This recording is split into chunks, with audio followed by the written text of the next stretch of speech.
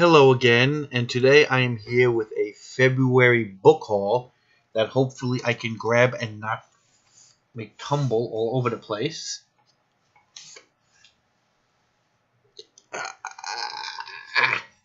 So this is my February book haul.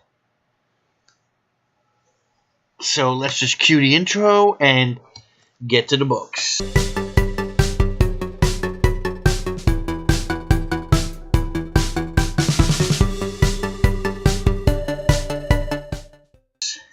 These 5 books, I got these at a flea market type of thing. They were all bundled together as one purchase for $2.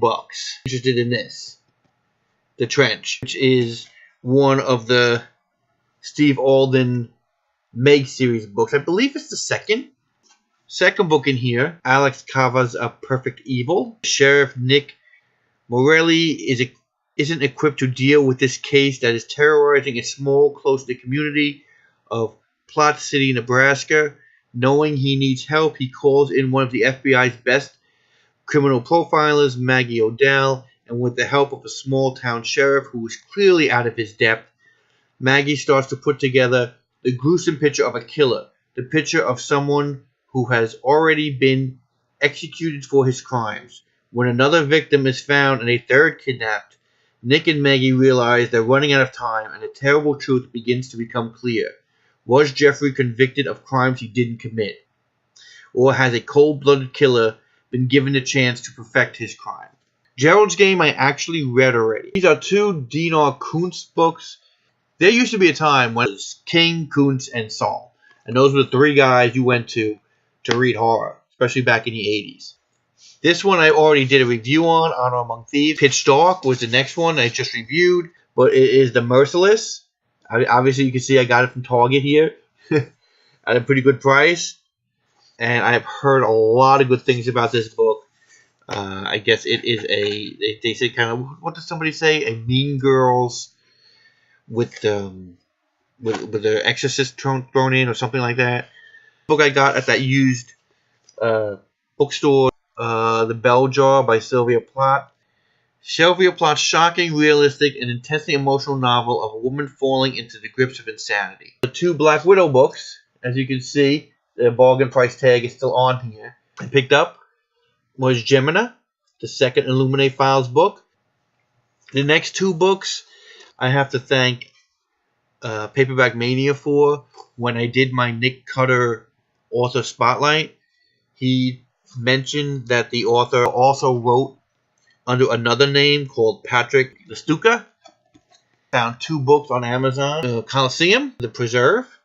I'll read you what these are about. Coliseum first. Deep in the Canadian backcountry, a new experiment in extreme penal punishment is underway, although officially known as the Inuvik Penitentiary is more widely known as the Coliseum. On October 5th, 1993, the first 20 prisoners were unleashed.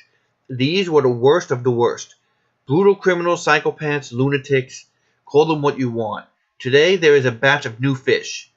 Harlan Ruddock, called the Beast, and boy is he, physically and mentally, a brutal and ruthless killer sentenced to battle the other beasts haunting the inside of a prison hell wouldn't even want. Albert Rose, a simple and meek man who buries himself in his work. Then one day he loses his job and finds out an awful secret about his wife. Now he's about to find out what happens when you kill the wrong man. And Jackson Contrell, a brilliant and charismatic man, good qualities, unless you're also a complete psychopath. Working for the Lord, it began with convincing his brother to jab his own eyes out with a fork to see the light. And now, after sending 487 of his followers to meet their maker, Contrell's manic faith is about to be tested as he and his fellow inmates are unshackled and released in the Coliseum. How long will they survive? What becomes of the original 20 prisoners? And what the hell is breeding in the deep, dark recesses of the Coliseum? The Preserve. Summer of '67. 7 members of an elite combat unit embarked on a covert operation in the jungle of Vietnam 2 died. The survivors were forever changed. 20 years later, the remaining unit members received a letter from an anonymous benefactor, along with a check for $50,000 and a promise of more to follow. If they agree to one final mission, their task is simple: journey to the wilds of northern Canada to track down and kill 3 escaped convicts. The convicts are starving and unarmed, easy money, a cakewalk, but they have no idea what lays in wait on the snow-topped tundras and in the dark forests of the frozen north.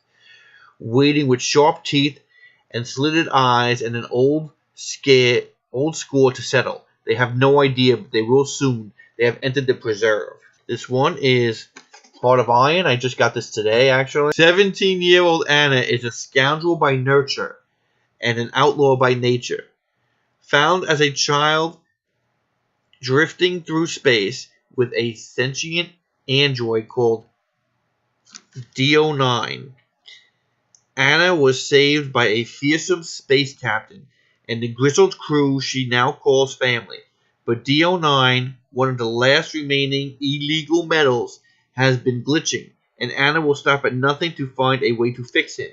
Anna's desperate effort to save DO9 leads her on a quest to steal the coordinates to a lost ship that could offer all the answers. But at the last moment, a spoiled Iron Blood boy beats Anna to her prize. He has his own reasons for taking the coordinates, and he doesn't care what he'll sacrifice to keep them. And when everything goes wrong, she and the Ironbound end up as fugitives on the run. Now their entire kingdom is after them, and the coordinates, and not everyone wants them captured alive.